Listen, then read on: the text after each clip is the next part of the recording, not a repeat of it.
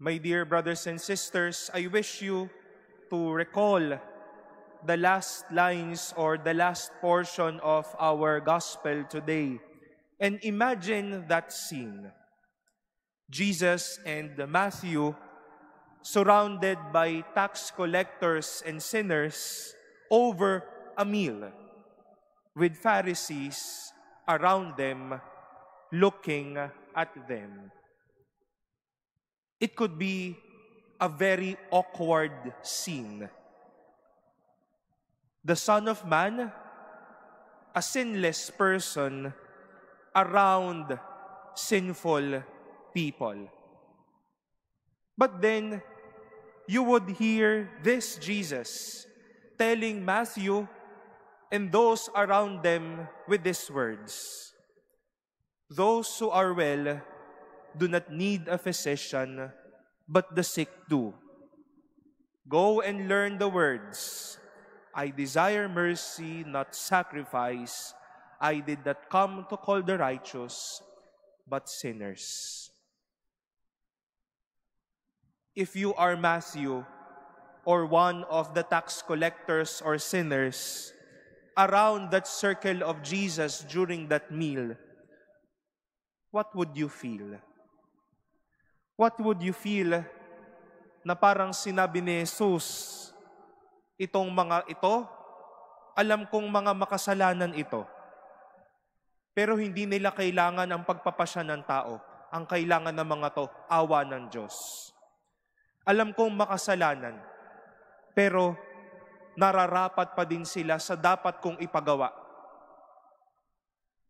It could be a possible feeling of Matthew during that time. And he could say to himself, this is a blessing. This is good news. I did not only hear the good news, but this man himself, he made me feel that I am also the good news. My dear brothers and sisters, like Matthew and the tax collectors, Jesus would like to whisper these words to you. You do not only hear the good news, you are also the good news. I think this motivated Matthew to pursue his ministry as an evangelist.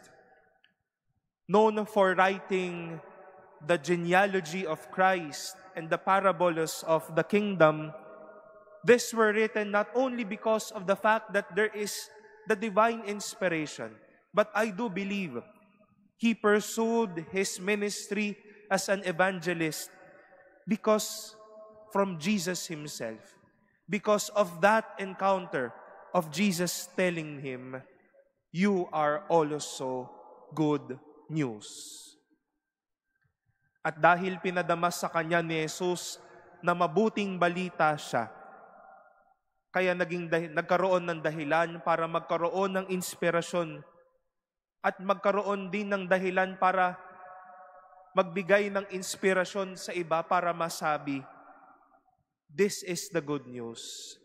You are also the good news. I hope this could be our experience after every time we all hear the Word of God during the Eucharist and all celebrations of the Word. To say that I did not only hear the good news, but I am also the good news to myself, to people whom I encounter, and to everyone I meet. Because to be a good news is to reflect the goodness of this message. If the good news is to set people free, to keep them safe, to ease their pain, to soften their hearts, to remind them of God's goodness, then do as the good news would like to tell us. And do not be the bad news that everyone is now tired of listening. My dear brothers and sisters, we do not only hear the good news, you are also the good news. In this era where a lot would lean on to fake news, to truth distortion, and even lies, let us go forth to the good news, telling us, this is the good news. You are the good news. Be the good news.